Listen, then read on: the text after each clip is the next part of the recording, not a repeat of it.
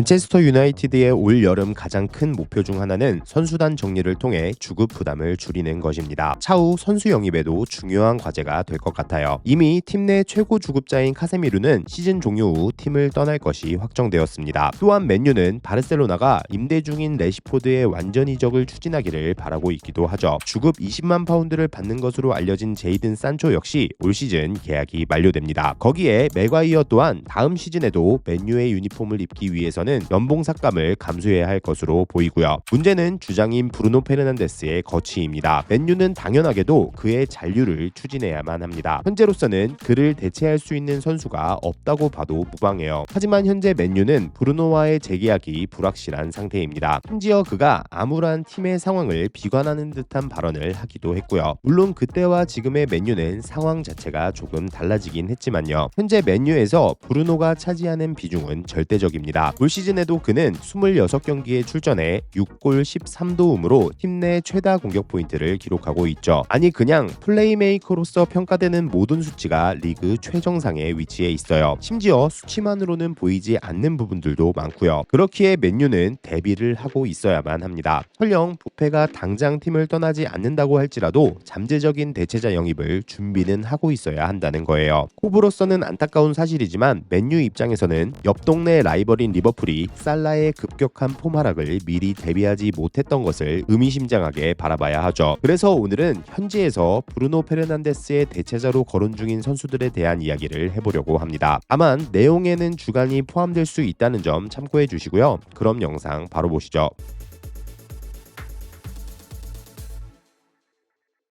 콜 파머.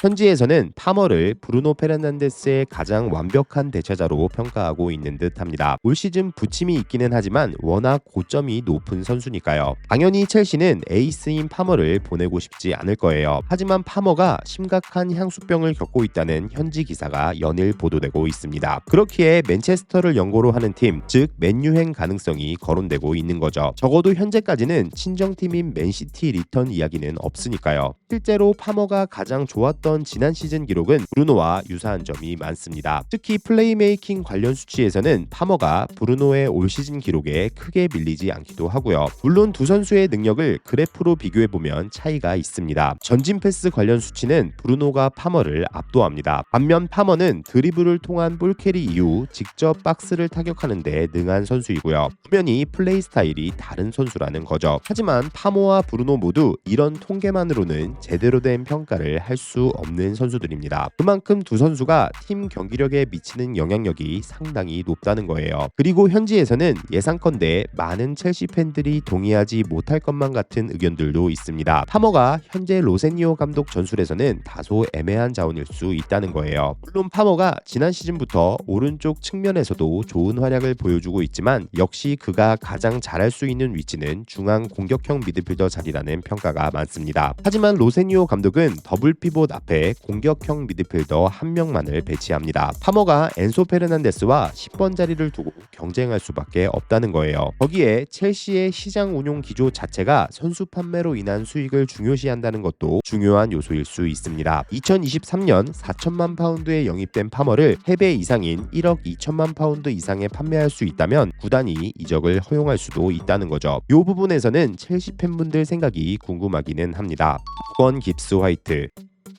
개인적으로 저는 깁스 화이트가 생각보다 저평가되어 있는 선수라고 생각합니다. 툴이 다양한 선수는 아니라는 평가가 많아서일까요? 사실 모기파는 브루노의 역할을 그대로 수행할 수 있는 선수는 아닙니다. 패스로 인한 전진보다는 드리블로 최대한 공을 전진시킨 이후 동료 선수들에게 기회를 창출하는 데에 능한 선수죠. 특히 그는 트랜지션 상황에서 볼을 운반하거나 압박을 뚫고 전진하는 드리블에 강점이 있습니다. 최종 목표는 하프 스페이스 침투를 통한 컷백이고요. 거기에 올 시즌 깁스 화이트는 가로채기 10회, 리커버리 79회, 걷어내기 26회를 기록하고 있는데 이는 모두 리그 상위권에 해당되는 기록입니다. 수비 가담에도 능한 선수라는 거예요. 또한 올 시즌 깁스 화이트의 패스 관련 수치를 살펴보면 그가 프리미어리그 최고의 플레이메이커 중 한 명이라는 것을 알 수 있기도 해요. 특히 올 시즌 공격 지역에서 깁스 화이트보다 더 많은 패스를 성공시킨 선수는 리버풀의 플로리안 비르츠와 도미닉 소보슬라이 뿐이기도 하고요. 더욱 대단한 것은 그가 기록한 이러한 공격 관련 스탯들이 소속팀 노팅엄의 좋지 못한 상황 속에서 기록한 수치였다는 거예요. 맨유가 실제로 깁스 화이트 영입을 노린다면 노팅엄의 올 시즌 강등 여부가 상당히 중요한 변수가 될 것입니다. 2부 리그 강등이 확정된다면 노팅엄이 그를 붙잡을 명분이 약해질 수밖에 없으니까요. 계약서상에 명시가 되어 있을 수도 있고요. 다만 이건 지극히 타팀 팬인 저의 개인적인 생각인데 맨유 입장에서는 깁스 화이트를 영입하는 것보다는 차라리 쿠냐를 활용하고 삼선에서 볼 배급이 되는 선수를 영입하는 게 나은 선택이라고 생각합니다. 어차피 깁스 화이트가 브루노의 역할을 완벽하게 대체할 수는 없으니까요. 6번 로저스. 로저스는 올 시즌 프리미어리그에서 가장 핫한 선수 중 한 명입니다. 그만큼 그가 빌라에서 보여주는 경기력이 대단히 좋다는 뜻이겠죠. 올 시즌 로저스는 컵대회 포함 38경기에 출전해 10골 7도움을 기록하고 있습니다. 거기에 리그 27경기에 모두 선발로 출전하며 철광왕의 모습을 보여주고 있기도 하죠. 로저스는 에메리 감독의 4-2-2-2 전술에서 2선 좌측에 배치되곤 하지만 사실상 프리롤에 가까운 움직임을 보여줍니다. 특히 중앙에서 볼을 건네받고 전진하는 것을 선호하죠. 10번 유형에 가까운 선수라는 거예요. 다음 여름 이적 시장에서 팀을 옮길 가능성이 있는 로저스는 이미 많은 빅클럽들의 관심을 받고 있습니다. 리그 내에서는 이미 맨유, 리버풀, 첼시 등과 연결되고 있기도 하고요. 하지만 문제는 빌라가 요구하는 높은 수준의 이적료입니다. 현지 소식에 따르면 빌라는 로저스의 이적료로 1억 파운드에 가까운 금액을 요구하고 있다고 해요. 심지어 만약 로저스가 월드컵에서 좋은 모습을 보인다면 경쟁은 훨씬 더 심해질 것으로 예상됩니다. 자연스럽게 이적료도 더 비싸지겠죠? 참고로 로저스에 관해서는 향후 스카우팅 리포트를 진행할 예정입니다. 제대로 분석해볼 만한 가치가 있는 선수라고 생각해요. 물론 로저스 또한 브루노의 대체자로서 적합한지에 대해서는 여러 가지 의견들이 많습니다. 여러분들 생각은 어떠신가요? 키스 스미트.